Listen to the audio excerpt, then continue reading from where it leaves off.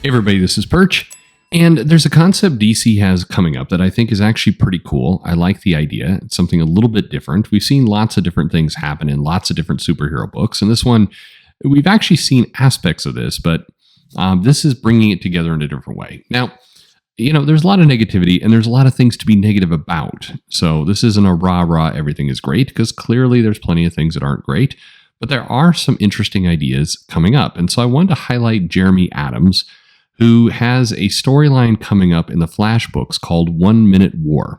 Now, the basic premise of this is going to be about 6 issues, 7 issues. It's going to have a one-shot kind of attached to it, a special. And it's the basic concept here is this entire kind of quote-unquote event. Although we need a better name for something. It's a storyline. It's going on within Flash.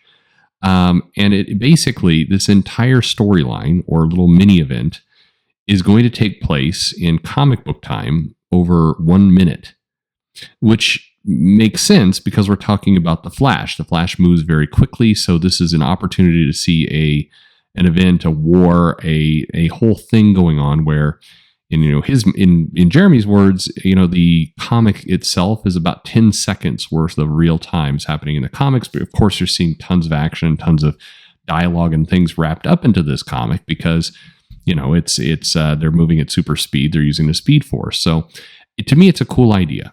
Now, let's just get this out of the way. Of course, there's lots of ways this can go wrong. They can immediately decide to subvert expectations by having all the Flash characters kind of, sit on the sidelines where Linda Park West is the one who has to save the whole day. And that just subverts the whole idea of the Flash is coming to the rescue. Let's just assume for the moment, if you've been reading Jeremy Adams' Flash, I think it is well done. I think he's doing a good job.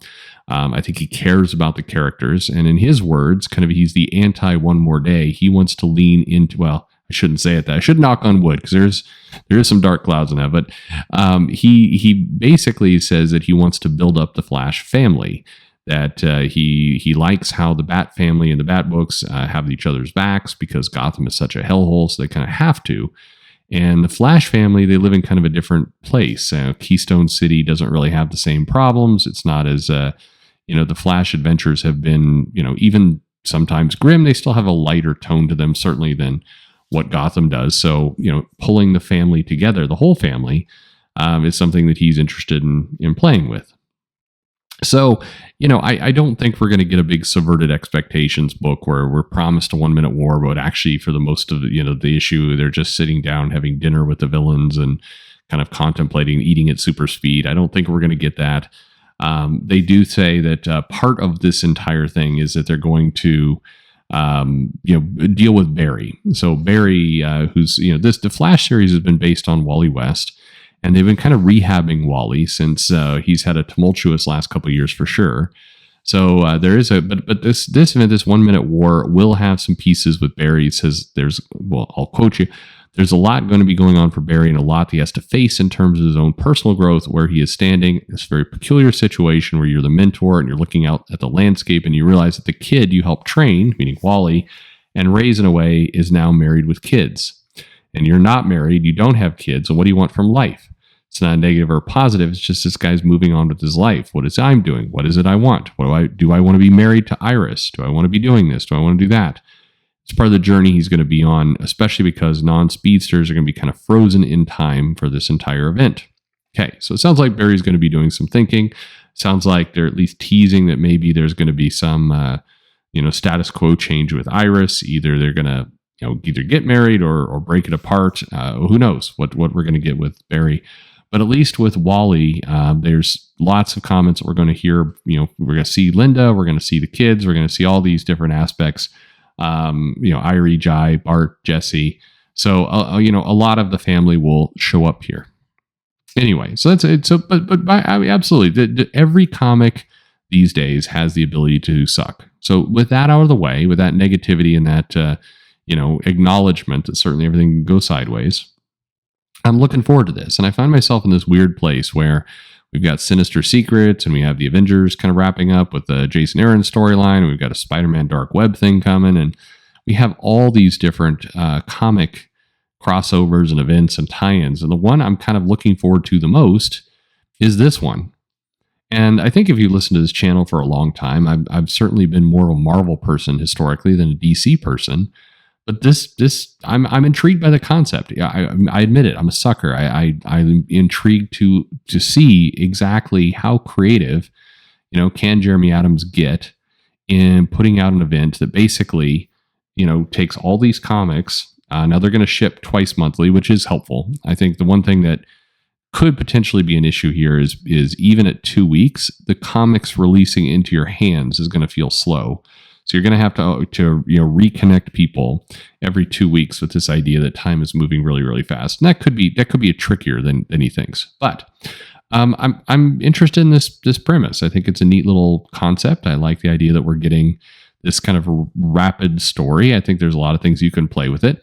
They're going up against this new villain, and I joked during the solicitations that it was Matt Fraction, but as it turned out, this villain race, basically their deal is that they harness the Speed Force.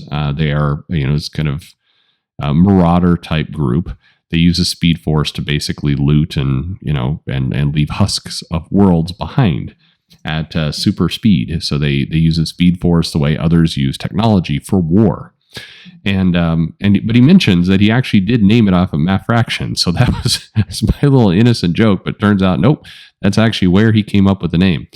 But I think it's a cool thing. I think that if you listen to his commentary about what he wants to do, bringing the family dynamic, really talk about kind of, getting all this stuff together. He's got at least a roadmap in his head all the way through to issue 800. That's pretty cool. So I like that he has a longer term plan, but I like this. I like the concept of this event, and it got me thinking as well. When was the last time we got something truly kind of original as one of these events? If you look at the dark web, what is it? Black web. What is it? What is this? The Spider-Man X-Men crossover? I mean, it's basically Inferno 2. It's the Goblin Queen, brings Limbo and monsters on Earth. Okay. The Avengers team up with different versions of themselves to take out a multiversal threat. Okay.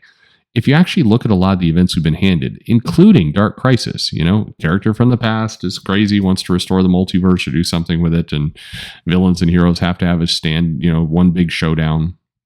We've seen all these things before. I mean, that doesn't mean the story can't still be good. Sometimes it is, but they've done these events many times before.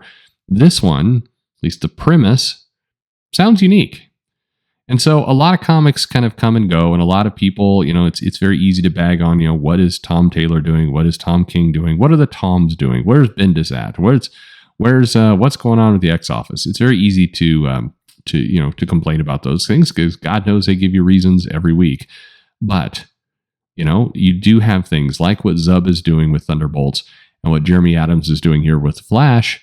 There's some pretty unique things going on here, and hell, I'm up for this. I want to see what will happen. So let's check out 1 Minute War. I like the concept. I think it's pretty cool.